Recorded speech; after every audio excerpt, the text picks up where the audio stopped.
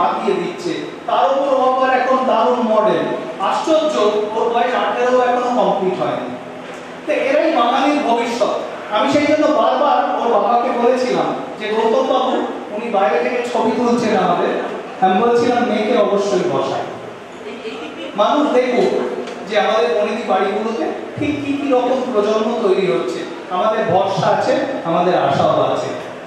তোমরা বলো, তোমাদের পরিবারে এই যে পুরো একটা জিনিস, একটা এম্পাওয়ারমেন্টের কনসেপ্ট আলাদা করে লিখে দেওয়া হয় যে মেয়েরা ছেলেদের সমান, মেয়েরা এমন কিছু করবে, দরকার হলে মেয়েরাই একটা পতাকা বয়ে নিয়ে যাবে একটা বংশে এগিয়ে, তারাই দুর্গা পুজো করবে, তারাই প্রফেসর হবে, তারাই লোককে ঠেঙাবে দরকার হলে, তারাই ক্যারেটের মেডেল আনবে, তারা সব কিছু করবে।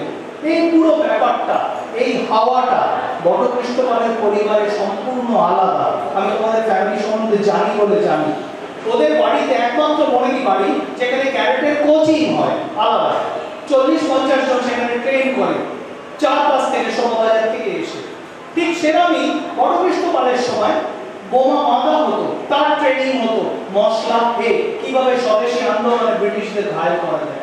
এই যে একটা 150-200 বছর ধরে একটা ধারা, একটা এর ধারা, একটা শক্তির ধারা, এই পুরো জিনিসটা তোমরা কিভাবে নাও, কিভাবে ফিল করো? দুজনেই বলো।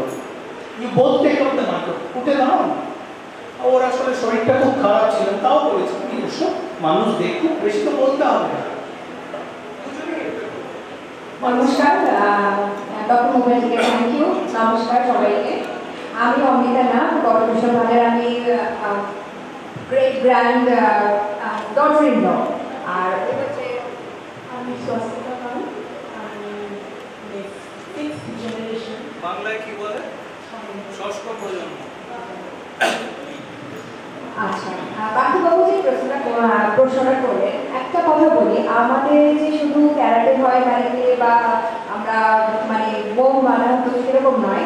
বটকৃষ্ণপালের নামে রাস্তা, ওনার নামে পার্ক, এবং আপনারা জানেন হয়তো অবিনাশ দত্ত মেটার্নিটি হোম, এটাও কিন্তু ওনারই তৈরি। আমাদের বড় রাস্তা এবং আমাদের বাড়িটাও শোভাবাজার থেকে শুরু হয়ে বেনিয়াটোলায় শেষ হচ্ছে, মানে বলতে পারেন একটা পুরো স্টপেজ, শোভাবাজারে শুরু বেনিয়াটোলায় শেষ। এটা মনে হয় কোনো জায়গায় দেখা যায় না।